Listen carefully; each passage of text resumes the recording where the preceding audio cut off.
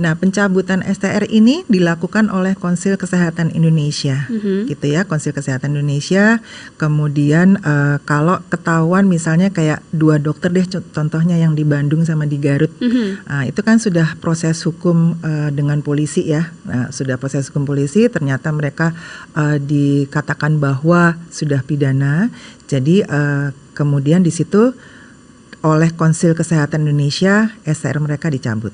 Ya, jadi kalau di Konsil Kesehatan Indonesia ini terkait dengan kode etik dan pelanggaran. Nah, jadi kalau misalnya ada dokter yang nakal atau oknum yang nakal, kemudian dikatakan bahwa diperiksa di kepolisian sudah pidana, maka dicabut STR-nya. STR itu surat tanda registrasi. Nah, kemudian nanti Konsil Kesehatan Indonesia akan koordinasi dengan Dinas Kesehatan Provinsi untuk dengan sendirinya, maka imbasnya adalah surat izin prakteknya itu akan dicabut. Nah, kalau sudah dicabut, maka si oknum tersebut atau dokter tersebut tidak dapat lagi menerima penugasan. Stand by. On the record. Sobat Antara, selamat datang kembali di podcast kesayangan kita semua, On The Record, bersama saya Suwanti. Kita belakangan ini mendengar gitu ya kasus-kasus yang tidak mengenakan datang dari dunia kedokteran, di mana kita mendengar kasus perundungan atau bullying ketika di PPDS begitu, kemudian yang berkaitan langsung dengan pasien juga ada kasus kekerasan seksual dari dokter terhadap pasiennya. Kita ingin tahu sebetulnya seperti apa sih solusi dan juga respons yang dihadirkan dari Kementerian Kesehatan untuk kasus-kasus tersebut agar tidak terulang kembali di masa depan. Untuk itu kita akan ngobrol bersama dengan Ibu Widyawati selaku juru bicara dari Kementerian Kesehatan RI. Bagaimana kabarnya, Bu Wiwit? Alhamdulillah sehat, mudah-mudahan Mbak Wanti juga sehat ya. Sehat, sama saya juga sehat, dan terima kasih sudah berkenan untuk mampir di podcast Antara ya Bu Wiwit gitu, untuk kita bicara nih soal tadi di depan kita bicara juga soal bagaimana terdapat kasus-kasus yang cukup mencoreng ya nama baik dari bidang kedokteran di tanah air saat ini. Ada kasus bullying di PPDS, ada juga kasus terakhir kekerasan seksual begitu ya dari dokter terhadap pasiennya. Mungkin sebelum ke solusi nih, bicara solusi terhadap kasus tersebut, saya ingin tahu dulu sebetulnya dari Kemenkes sendiri tanggapan dan responsnya ketika mendapati kasus seperti ini seperti apa sih, Bu? Ya, terima kasih Mbak Wanti, saya coba menjawab. Kita cerita aja ya, Oke, misalnya biar runtun aja gitu ceritanya. Iya. Baik. Sebenarnya pertama-tama saya mewakili Kemenkes betul-betul prihatin atas peristiwa yang terjadi dan juga mengecam keras tentang perundungan, pelecehan seksual atau segala macam tindak kekerasan yang terjadi yang sebetulnya dilakukan oleh oknum gitu ya, oknum. Jadi di dalam pembukaan ini mungkin saya mengatakan bahwa jangan hanya karena satu oknum, maka yang dokter lain yang bekerja lebih baik banyak sekali akan terseret juga. Nah, ini juga sebetulnya berlawanan dengan menentang keras tentang pelanggaran etik. Ya kan, pelanggaran etik, kemudian profesionalisme dari dokternya, etika profesi.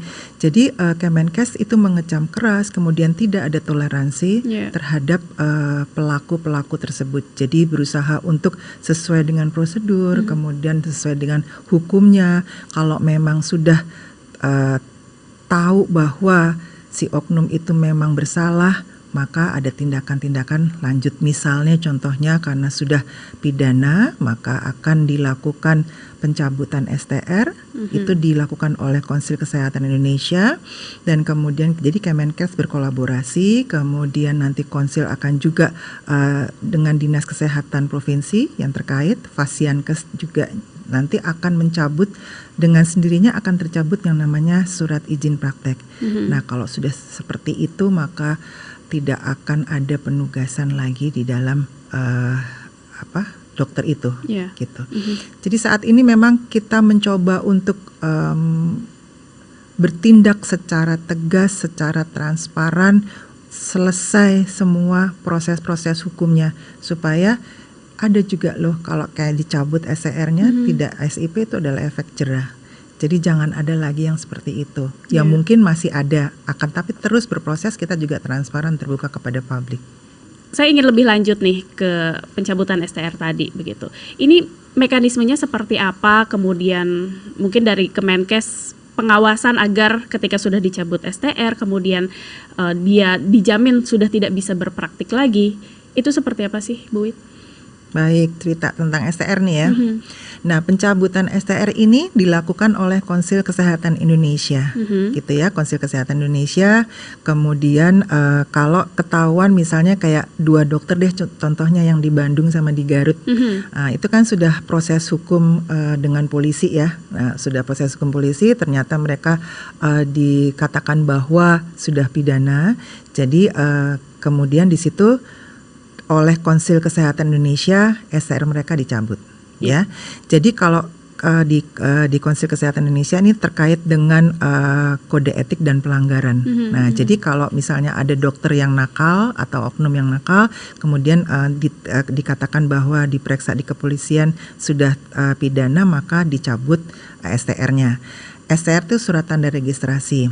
Nah, kemudian nanti Konsil Kesehatan Indonesia akan koordinasi dengan Dinas Kesehatan Provinsi untuk dengan sendirinya, maka imbasnya adalah surat izin prakteknya itu akan dicabut. Nah, kalau sudah dicabut, maka si oknum tersebut atau dokter tersebut tidak dapat lagi menerima penugasan. Nah, itu yang terjadi. Nah, di sini Kemenkes tentunya tetap berkolaborasi, kemudian tetap melihat pengawasan, dan kalau sampai sudah pencabutan itu berarti sudah balik ke kepolisian lagi kan ranahnya. Jadi kita ikutin ranah hukumnya sampai mana. Kita juga tidak boleh menutup-nutupi. Jadi harus terbuka sampai selesai itu kasusnya, si oknum bagaimana prosesnya, sudah dicabut STR dan SIP-nya, maka sekarang lagi balik ke ranah hukumnya, akan diapakan itu sudah pihak yang lain. Jadi pembinaan dan pengawasan tetap akan berlangsung dan kita akan pantau terus, Kemenkes akan pantau. Nah, KKI sendiri sebetulnya mereka punya notifikasi yang bisa dilihat di mana sih ya? Kalau nggak salah kki.go.id itu nanti dengan sendirinya masyarakat itu terbuka untuk publik. Masyarakat bisa melihat bahwa ini dokter ini udah nggak bisa praktek. Jadi alarm bahwa itu nggak, kalau sampai dia praktek berarti nggak benar. Nah, itu nanti itu ranahnya KKI untuk lebih teknisnya, tetapi kita tetap kolaborasi Kemenkes untuk melihat sampai sejauh mana proses itu berlangsung. Artinya perlu ada juga sosialisasi ya dengan mungkin dinas kesehatan di wilayah masing-masing. Iya, pasti ya? Kolaborasi itu KKI itu KKI, Kemenkes, kemudian yang lain tuh kolaborasi. Terus kita ngikutin kok gitu supaya nggak lepas, memastikan tidak lepas pengawasannya, kemudian nanti juga terhadap dokter-dokter yang lain mungkin dilihat terus kan. Itu juga melibatkan jadi fasilitas kesehatan yang terkait adalah rumah sakit yang ditempati oleh si dokter tersebut. Iya. Jadi nggak lepas karena kita janji bahwa itu akan terbuka sampai selesai. Apakah masyarakat di sini bisa melakukan pengaduan semacam ini secara terbuka dan aman tentunya ya bagi keselamatan dirinya, atau seperti apa sih? Boleh mengadu kok. Kita sudah membuka pengaduan karena kan memang sebetulnya pengaduan itu ada, cuman karena baru speak up, nggak apa-apa. Jadi KKI membuka pengaduan, Kemenkes membuka pengaduan, boleh nanti abis setelah itu tentunya melalui beberapa prosedur yang betul ya. Kalau ada setelah pengaduan diperiksa dulu bener enggak, terus apa-apa nanti berproses. Tapi terbuka untuk mengadu. Gitu. Dan dalam hal ini tadi kan kita sudah bicara mengenai oknum-oknum dokter yang melakukan tindakan kekerasan seksual misalnya begitu ya dengan kasus-kasus belakangan. Kemudian untuk penyintas atau korbannya sendiri dari Kemenkes melakukan semacam follow up kah? Bagaimana dengan kondisi para penyintas ini, atau seperti apa yang dilakukan oleh Kemenkes, Bu? Iya, Kemenkes melakukan pendampingan kepada si korban ini dan sudah juga bekerja sama dengan Kementerian PPPA, ya Kementerian PPPA untuk adanya pendampingan terhadap kasus yang bullying ini pada perempuan, pada ibu dan anak. Jadi kita terus berkoordinasi dengan lembaga-lembaga terkait untuk melindungi korban karena kan memang ada hak pasien dan hak dokter gitu.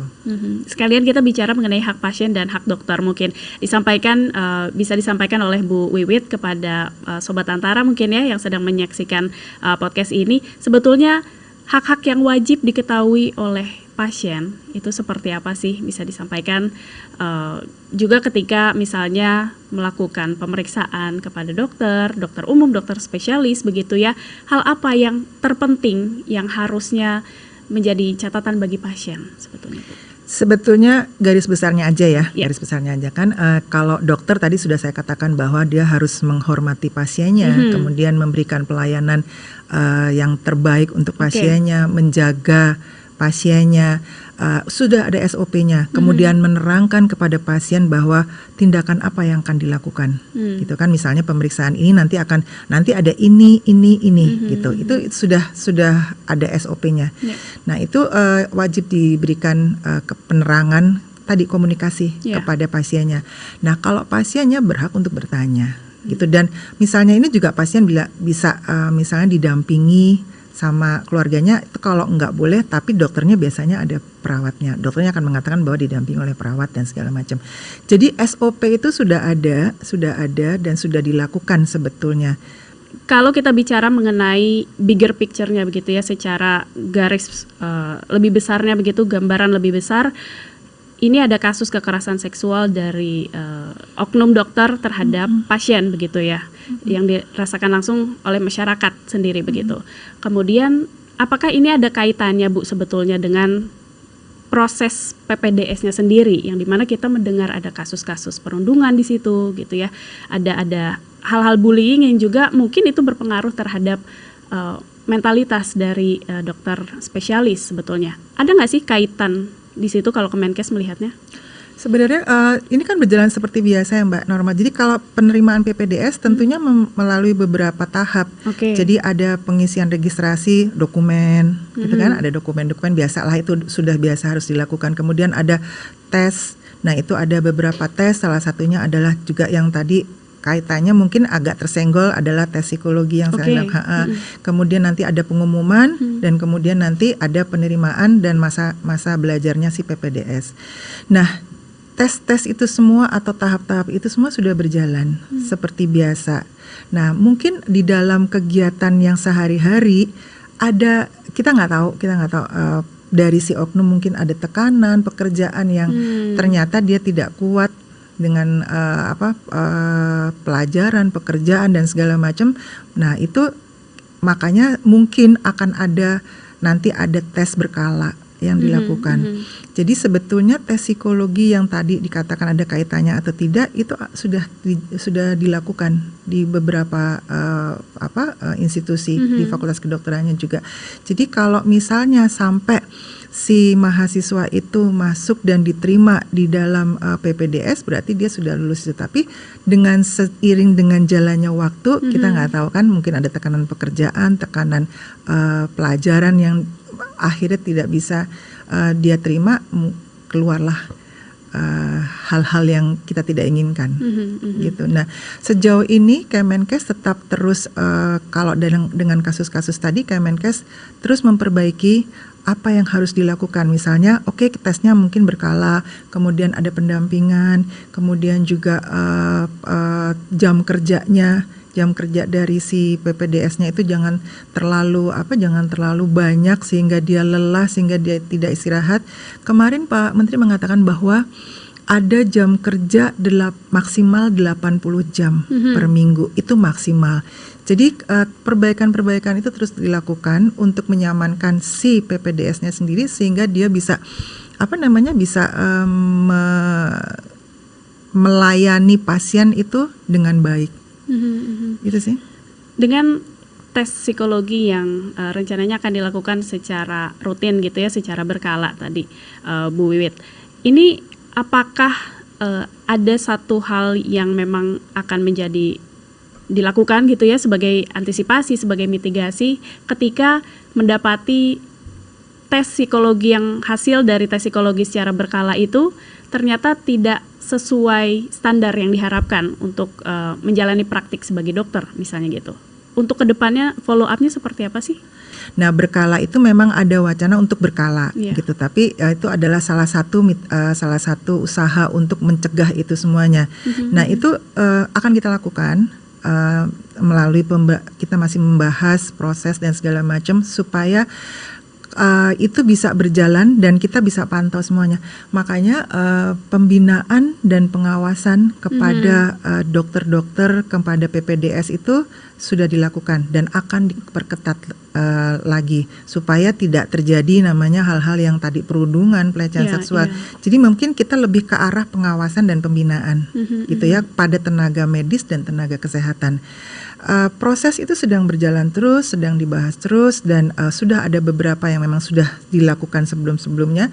Tetapi kan kita juga melihat kasus ya, kalau kasusnya berkembang kemudian apalagi yang harus kita lakukan supaya trust masyarakat kepada kita itu nggak berubah. Karena nggak nutup mata. Karena satu orang mungkin orang pukul rata, padahal nggak boleh. Banyak sekali dokter yang tadi saya katakan bahwa dokter itu banyak sekali yang kerjanya bagus loh, nggak ada pamrihnya. Dia menjaga betul yang namanya martabat profesi kedokteran, dia menjaga pasiennya, melayani pasiennya dengan pelayanan prima, bagus dan itu yang harus kita jalin. Nah, sebetulnya selain juga tadi kita mungkin berkala dan perlu juga yang namanya ada komunikasi efektif. Nah, komunikasi efektif dan terapeutik ini penting sekali karena si tenaga medis dan tenaga kesehatan itu harus pandai menyampaikan apa yang rumah sakit lakukan atau apa yang terjadi pada diri pasien. Dia bisa, kalau misalnya pasiennya bisa diajak ngobrol, dia terangkan sama pasiennya. Tapi kalau misalnya si pasien itu tidak bisa diajak bicara, maka dia harus berbicara kepada keluarganya. Dan ketentuan apa saja. Kalau misalnya nomor 1, pemeriksaan.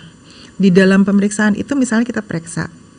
Si tenaga medis atau tenaga kesehatan itu harus menerangkan bahwa kalau yang biasa aja ya, dia harus menerangkan bahwa ibu atau bapak sekarang kita akan melakukan tindakan ini. Itu memang wajib dilakukan. Itu adalah komunikasi yang harus dilakukan supaya si pasiennya tahu, oh saya mau diginiin, saya mau segini, dan didampingi didampingi oleh perawat. Yang kedua, kalau misalnya sampai si pasiennya itu tidak bisa diajak bicara, maka dia harus menerangkannya kepada keluarganya supaya komunikasi ini berjalan dengan baik, timbullah kepercayaan kepada si dokter dan juga kepada rumah sakit. Kemenkes juga kan ingin melakukan satu pertemuan atau komunikasi, juga menjalin komunikasi dengan peserta didiknya, kemudian universitasnya dengan rumah sakit begitu ya, terkait dengan pelaksanaan program pendidikan dokter spesialis ini begitu. Kemudian dari situ apakah dari masing-masing pihak juga punya aspirasi mungkin ya terkait dengan bagaimana sebetulnya program ini semestinya dijalankan dengan lebih baik lagi begitu. Apakah ada semacam bentuk-bentuk evaluasi dan aspirasi yang diberikan dari berbagai pihak itu dan seperti apa sih Bu Wit? Itu sebetulnya yang waktu itu bahwa ada pertemuan rutin yang seperti Bapak katakan itu sudah ditindaklanjuti oleh Rumah Sakit Vertikal sendiri dengan juga mungkin bekerja sama dengan Fakultas Kedokteran ya. Karena kan mahasiswanya adalah mahasiswa Fakultas Kedokteran, sementara Kemenkes menyediakan tempat fasilitasi adalah Rumah Sakit Vertikal.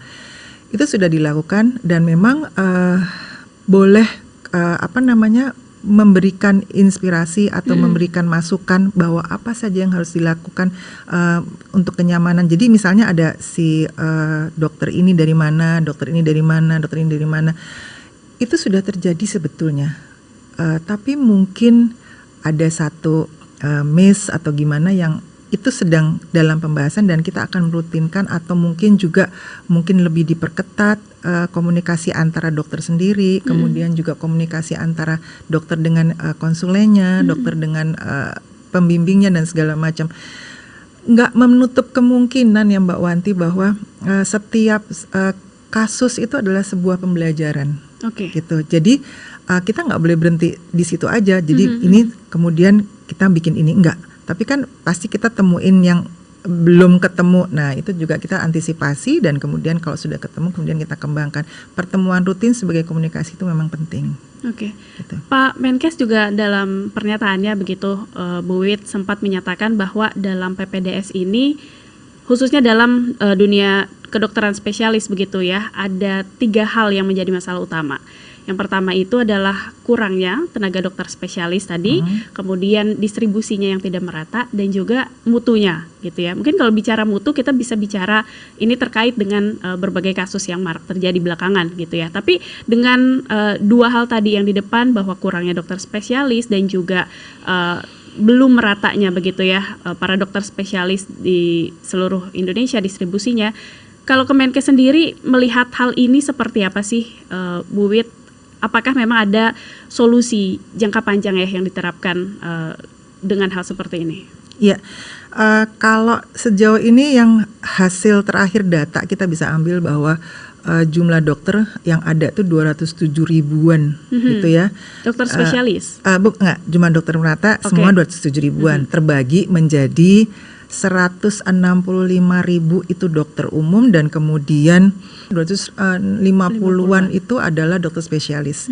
Nah, dengan banyaknya tempat itu sebetulnya kita membutuhkan 79.000 dokter spesialis. Nah, ya memang itu harus kita akui ya, mungkin pendistribusiannya kurang atau gimana. Nah, itu pemetaan itu selalu berjalan.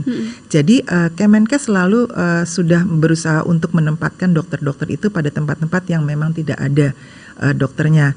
Nah, salah satunya misalnya kalau daerah terpencil kita mencoba untuk memberikan insentif, kemudian tunjangan, kemudian juga ada nanti namanya beasiswa. Nah, Kemenkes kan membuka juga beasiswa untuk sekolah dokter yang sudah jadi dokter umum meneruskan menjadi dokter spesialis. Itu terbuka beasiswanya supaya apa? Supaya nanti makin banyak dokter spesialis sehingga terpenuhi yang namanya 79.000 itu dan itu nanti bisa ditempatkan di mana? Di tempat-tempat yang belum ada dokter spesialisnya. Contohnya beberapa dokter spesialis yang belum ada menurut data ada di obgyn, kemudian anestesi, kemudian penyakit dalam. Nah, itu kita buka beasiswanya, dokter umum boleh ikut beasiswa itu kemudian nanti ditempatkan. Kemudian yang untuk mutunya sendiri, ini akan seperti apa sih sebetulnya cara-cara untuk meningkatkan? Tadi kan disebutkan bahwa mutu ini juga salah satu yang menjadi isu ya dalam dunia pendidikan dokter spesialis gitu menurut Pak Menkes. Upaya yang untuk mutu ini seperti apa nih, Bu Wit? Iya, tentunya kan kembali lagi kalau pendidikan dokter itu ada di kementerian dan lembaga yang lain. Nah, Kemenkes tetap berkolaborasi, tetap terus memberikan masukan bahwa apa yang dibutuhkan oleh para dokter spesialis itu nanti akan dibahas bersama-sama dengan kementerian dan lembaga yang terkait. Jadi tidak luput, tidak kita pungkiri bahwa memang semua pembelajaran itu perlu ada tingkat yang lebih lagi dan tentunya melihat dari hasil evaluasi ya, kejadian apa saja. Jadi mutu memang terus ditingkatkan. Kemudian juga berkolaborasi dengan kementerian dan lembaga lainnya. Oke, jadi intinya kolaborasi juga memang diperlukan ya, Bu Wit? Iya, Kementerian Kesehatan berkolaborasi dengan kementerian dan lembaga lain loh, Mbak. Nggak bisa sendiri dong. Kita memberikan tempat untuk belajar, tetapi kita juga mempunyai SOP yang berkolaborasi sama kementerian dan lembaga lainnya. Dan kalau tadi kita bicara mengenai bagaimana Kemenkes begitu ya berupaya untuk melakukan evaluasi terhadap PPDS, kemudian kasus oknum dokter yang terjadi. Mungkin kita bisa mendengar ceritanya Ibu dokter begitu ya mengenai bagaimana sih pengabdian yang dilakukan oleh para dokter misalnya. Boleh mungkin cerita personal Bu Wit sendiri mengenai pengabdian yang dilakukan selama berapa tahun Ibu Wit sebagai dokter? Saya sempat jalan sekitar 25-an. 25, sekitar 25 tahun begitu ya. Mungkin ada satu hal paling berkesan yang menurut Bu Wit bisa mengembalikan juga ya kepercayaan masyarakat terhadap dokter di tanah air gitu. Ini yang susah ceritanya. Jadi kalau saya lebih ke arah saya lebih ke arah humas soalnya orangnya. Jadinya saya lebih kembali kepada bagaimana saya bicara sama si pasien.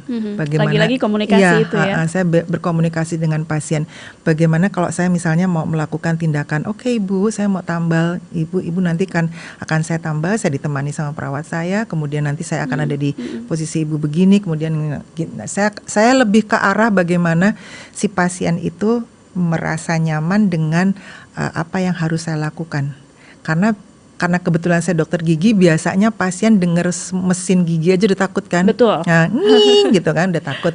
Nah, itu saya mencoba untuk terus ngobrol apa segala macam sambil ngerjain si pasien itu.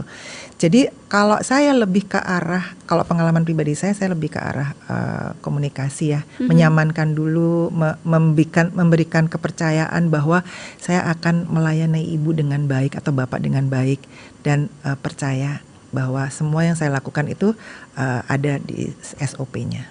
Oke. Terakhir mungkin Bu Wiwit ada pesan juga dari Kemenkes sendiri begitu ya, terhadap para dokter di luar sana, terhadap juga pasien di luar sana dengan adanya kasus ini. Apa yang ingin disampaikan, hal terpenting apa yang ingin disampaikan untuk menjadi satu langkah perbaikan ke depan, menjadi satu langkah evaluasi ke depan gitu ya di dunia kedokteran di tanah air. Silakan Bu. Iya, jadi tetap saja menjaga martabat dan profesi dokter, kemudian menjaga pasiennya, melayani pasien dengan baik, sesuai dengan SOP, memberikan kepercayaan kepada pasien, dan kalau misalnya ke pasiennya ya boleh bertanya kepada dokternya apa yang menjadi unek-unek di dirinya.